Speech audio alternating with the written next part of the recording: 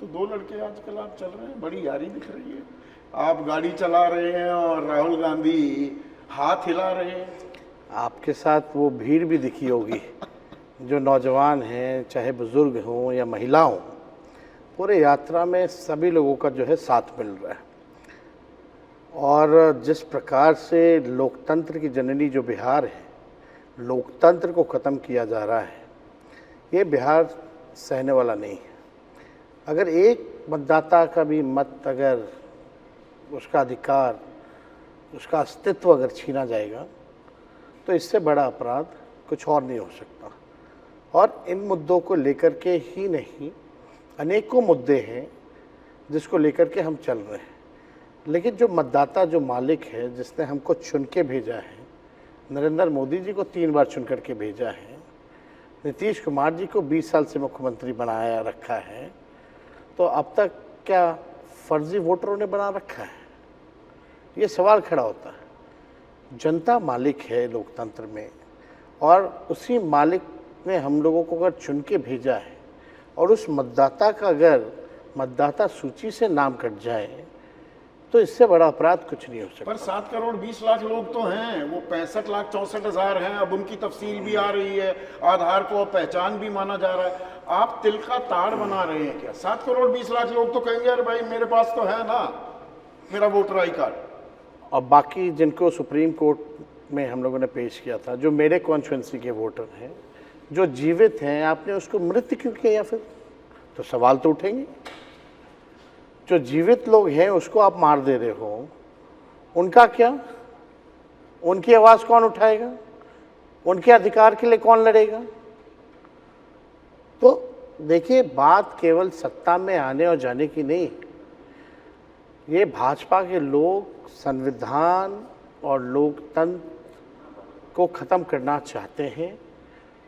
अभी voter list से नाम काटा, बाद में राशन से काटेंगे, पेंशन से काटेंगे। ये लोगों ने पूरे तरीके से, आप कह सकते हैं, लोकतंत्र को ख़त्म करके राजतंत्र को जो है स्थापित ये लोग करना चाहते हैं। वोटर लिस्ट का शुद्धिकरण नहीं होना चाहिए? एकदम होना चाहिए। हम लोगों ने कब मना किया शुद्धिकरण करने का? ये तो प्रक्रिया सालों साल चलती है। मेरी धर्मपत्नी का नाम कटा वहाँ दिल्ली से, यहाँ वो जुड़वाई, आधार कार्ड दे करके जुड़वाई। कुछ दिन पहले चुनाव आयोग आधार को लिंक कर रहा था, अब बोलता है हम नहीं लेंगे, तो सवाल तो उठेंगे। देखिए, सवाल SIR का हमने नहीं विरोध किया। 4 चीज़ें थी जिसका हम लोग चुनाव आयोग से मिलके भी शिकायत की, लेकिन चुनाव आयोग का रवैया नकारात्मक रहा और लोकतांत्रिक रहा, और कहता है this is new election commission. New क्या है भाई? आप जो 4 सवाल हम पूछ रहे हैं, पहले तो इतना बड़ा निर्णय लेने से पहले आपको सब पॉलिटिकल पार्टी को लूप में लेना चाहिए था। पहला टाइमिंग को लेके सवाल था।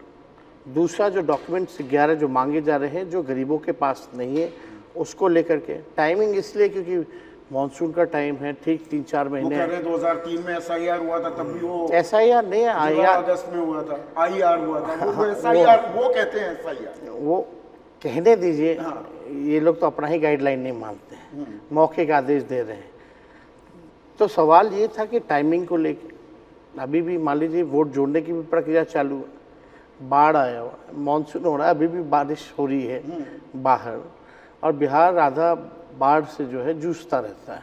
वो घर बचाएंगे, जान बचाएंगे, या इनको वोटर मतदाता में सूची देंगे, नहीं देंगे? जाने की स्थिति नहीं हुआ, बेलो कहाँ से चला जाएगा? तो बात ये छोटी, लेकिन टाइमिंग को लेके सवाल उठा। ठीक कुछ दिन पहले बाद ही चुनाव है, ये अगर प्रक्रिया करनी थी इलेक्शन कमीशन को, तो लोकसभा के बाद शुरू कर लेते। तीसरा ये था कि जो वोटर जो बाहर हैं बिहार के, कोई छोटे अवधि के लिए, कुछ बड़े अवधि के लिए, वो बाहर चले जाते हैं कमाने खाने के लिए। तो आप जो है उन तक कैसे पहुंचोगे? उनका फिजिकल वेरिफिकेशन कैसे करोगे? उनके आने जाने का व्यवस्था कहाँ से करेगा? बेचारा रोटी खाने को नहीं है। वो इतने प्रक्रिया में, इतनी जटिल प्रक्रिया इन्होंने कर दी कि डॉक्यूमेंट भी बनाना पड़ेगा कि नहीं है, आना जाना। रेलवे का किराया जब से मोदी जी आए इतना बढ़ गया है, हवाई जहाज़ का किराया इतना बढ़ गया है कोई व्यवस्था नहीं है, तो कैसे आएंगे और कैसे क्या करेगी चुनाव आयोग, कैसे उन तक पहुंचेगी। चौथी बात ये थी कि भाई नागरिकता जो है, कौन इस देश का नागरिक है नहीं है, ये इलेक्शन कमीशन की ड्यूटी नहीं है, अधिकार ही नहीं है, अधिकार ही ड्यूटी को नहीं है। छोड़िए। हाँ। ये भारत सरकार, गृह मंत्रालय की ड्यूटी है, कौन इस देश का नागरिक ये होगा नहीं होगा। पुनरीक्षण दरअसल एनआरसी लाने की कोशिश है क्या, चोर दरवाजे के जरिए? इन लोगों का नया नया तरीका होता है भाई, पढ़ाई दवाई कमाई सिंचाई, देश की आर्थिक स्थिति के बारे में बात करें, इसके बारे में नहीं बात करना, मुद्दों की बात नहीं करना। दिन भर खुरपाती दिमाग लगा करके कैसे सत्ता में काबिज रहे बीजेपी, कैसे चुनाव जीते, चाहे बेईमानी से हो या कुछ षड्यंत्र हो या कोई पॉलिसी में अगर तब्दीली लानी हो, कानून बनाना हो, इन लोगों का नेगेटिव थॉट है केवल अपने लिए, सत्ता में काबिज होने के लिए, देश को बनाने के लिए नहीं, खुद को सत्ता में लाने के लिए। और ऐसे ये लोग कर रहे हैं जैसे कि कभी सत्ता से ये बाहर ही नहीं होंगे। तो देखिए, कॉन्स्टिट्यूशनल इंस्टीट्यूशन को जिस प्रकार से बर्बाद किया जा रहा है, हाईजैक कर लिया गया है।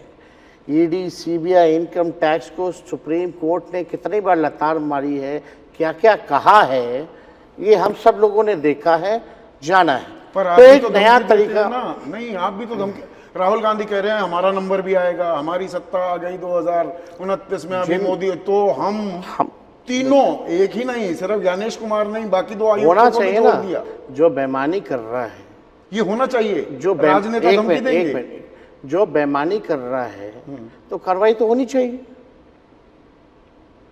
कॉन्स्टिट्यूशनल इंस्टीट्यूशन के रेपुटेशन को तो बचाना होगा ना। अगर कोई एक आदमी जाकर के पूरे इंस्टीट्यूशन को खराब कर रहा है तो उस पर कार्रवाई होनी चाहिए कि नहीं होनी चाहिए? तो ये धमकी जायज है, ये लहजा जायज है राहुल गांधी का? ये धमकी नहीं, ये तो प्रक्रिया है।